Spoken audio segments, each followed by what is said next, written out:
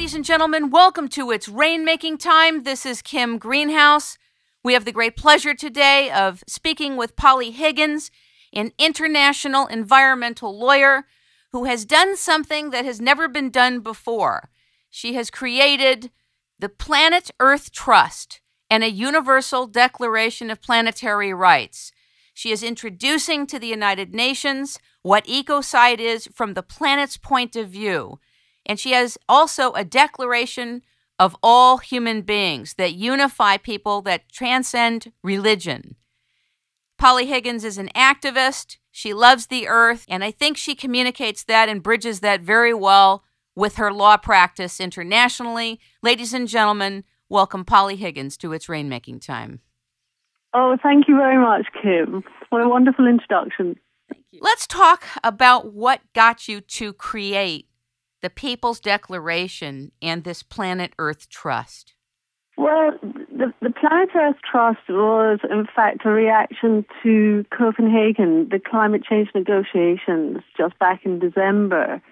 I was very aware when I was there, I was invited to input into drafting of suggestions from the people. This was an invite by Bolivia to input into the actual, what was then called the Copenhagen Accord. And as a result, we had 9 hours to put this together. Negotiators have had, I think, 18 years. Wow. It was quite remarkable because what I discovered was, at the time, the document was actually over 147 pages long. And I had to kind of crash read it and realize that there was absolutely nothing in it whatsoever that really understood that, in fact, we are trustees of the planet. All it was doing was treating the planet as a commodity. Exactly. To trade. And that, to me, was a huge problem, because if we keep on treating the planet as a thing in which we can trade, then we will ultimately end up with conflict wars. You, I'm sure, have been called upon by people across the world to speak, and I know that you speak all over. You're in the middle of writing a book. What is the book about, and when will it be out? The book is, in fact, dealing with an awful lot of this. It's specifically dealing with my latest proposal to the United Nations on the international crime of ecocide. The book itself is called Eradicating Ecocide, and it's dealing with the laws and governance to prevent the destruction of the planet. We have in place some laws that really don't work and have evolved over time, sometimes erroneously. And what has happened is we have an incredible imbalance where we have, this is getting back to the point of commoditizing the planet, we treat the planet as a piece of property, and we've forgotten about how we can use what's called laws of trust, where we become trustees, stewards of the planet. And so it's about really demystifying how law works, so that everyone can understand what laws are hindering us and what laws help us and what new laws we need. I was just doing an interview the other day with Rosalind Peterson from agriculturedefensecoalition.org. And it's a very important body of work that she is doing. And I'm sharing this with you because it's very pivotal. For example, I just found out, much to my pain, that the U.S. Navy is literally taking out 11.7 million marine animals over the next 5 years in the United States. My goodness. They're doing war experiments on our oceans. Now, it's a very complex thing, as you know, to talk about being a steward of the planet.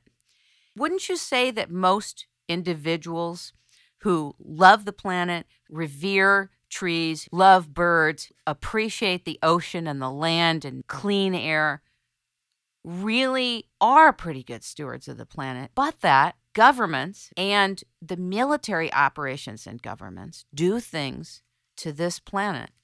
We can outcry, but we have no control to stop them. This is the huge problem. at the heart of this, we do not have international laws to stop this. And in fact, damage and destruction to the seas is possibly, to my mind, one of the worst forms of ecocide we can have. For instance, what's happening with the Gulf oil spill, because unlike land, we cannot remediate the sea. We cannot take out the damage and destruction that's been done. You can remediate soils. You can actually, what's called bioremediation, you can grow things to help leach out toxins and to neutralize. But in deep seas, you can't do it. And when you kill species in the seas, it's very hard to monitor just what levels we're at until it's too late, until we know we have a dead sea on our hands. Without laws to stop what actually very few people are doing, ultimately at the end of the day, then we're left in a very unequal balance here. There's a report coming out later this year. It's called the TEEB report, and it puts the damage and destruction to the planet for 2008 at $2.2 trillion globally. And it's a conservative estimate, but it's basically a way of trying to gauge, just how much damage we're doing. That's a huge figure. Only 7 nations' GDPs exceed that figure. The worst thing is that for 2009, it's almost doubled. It's $4 trillion. And in fact, I was reading today that it's now estimated the cost of the Gulf oil spill will be around $1 trillion. So we're looking at, enormous ecocide writ large. And the damage that's been done in the TEEB report, that was analysed as being from 3,000 corporations. So we're seeing the decisions of 3,000 CEOs that are creating disproportionately mass ecocide across the planet, where the majority of the people do not want this to happen. And that is the dilemma. That's the sensitive dilemma that so many people feel powerless. In other words, Yes. We can write. As activists, we can speak. We can go out. We can publish. We can broadcast.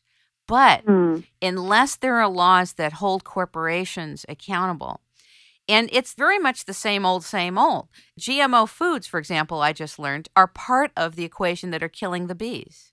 The spraying of the air is not only hurting the health of people, the experiments with our air, I'm sure you know what I'm referring to, all of it combined, and they're usually military operations that are going on, and they're projects with corporations that are not accountable to us as people. And until there's laws that hold corporations accountable, what can we do? Well, this is the biggest problem, and in fact, it really is about inventing new laws to hold corporations and governments, for that matter, to account. And this is where an international crime of ecocide comes into place. The problem is at the moment is that governments, corporations, banks, financial institutions who finance huge projects that are ultimately destructive to the environment don't make the moral connect between putting money into something that's profitable but damaging at the same time. But once you make it a crime to create this damage or destruction or loss of ecosystems on a grand scale, then you'll find that governments will no longer put policies in that support activities that are a crime. Likewise, financial institutions will no longer put money into activities that are a crime because they will become automatically at risk of ending up in court. And it's not a matter of being fined. Right. It's a matter of being at risk of going to prison, of being incarcerated. And that is key here. This is absolutely key because if you can't actually use that as the stick to prevent mass ecocide, then ultimately you will always find with corporations they will